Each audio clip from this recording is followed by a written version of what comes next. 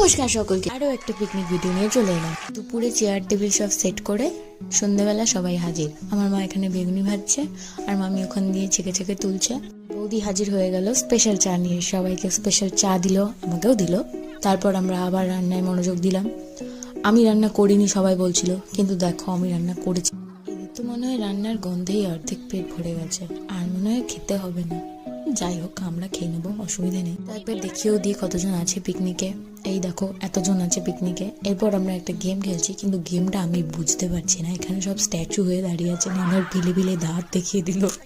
আমার বোন, নানু, বৌদি সবাই পার্টিসিপেট করেছিল। আমি বুঝতে না পেরে চলে এলাম এখানে দেখতে যে খিচুড়িটা ঠিকমতো রান্না হচ্ছে কিনা, কারণ আমার শিষ্যরা ঠিকমতো করছে কি। এখানে আবার জামাইবাবু শালার মতো পুঁত পড়েছে মামির।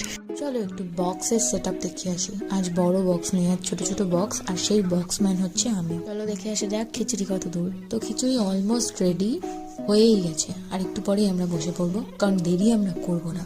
তো না দেরি করে আমরা বসে পড়েছি, আমাদেরকে সব কিছু দেওয়া হয়ে গেছে। আগের বারের মতন কোনো ভুল ত্রুটি হয় নাই। তো ঠিক আছে, এবার দেখতেই পাচ্ছ যে খিচুড়ির মধ্যে কেমন কুয়াশা উড়ে বেড়াচ্ছে। ওইটা দেখে বুঝতে পারছো যে খিচুড়িটা কতটা টেস্টি হয়েছে। না, আমার মা রান্না করেছে বলে বলছি না, কিন্তু হ্যাঁ, আমার মা রান্না করেছে বলেই আমি বলছি যে আমার মায়ের হাতের রান্না যে খাবে তার মুখের লেগে থাকবে। সর্বশেষ বৌদির থেকে একটা অভিযোগ পেয়েছি, মিষ্টিতে মিষ্টি হয়নি। এবারের মজাটা একটু কম হয়েছে, কিন্তু নো প্রবলেম। এরপর আমরা আবার পিকনিক করব, অ্যান্ড সেখানে আমরা ভীষণই মজা করব। Okay, tata, bye bye, good night.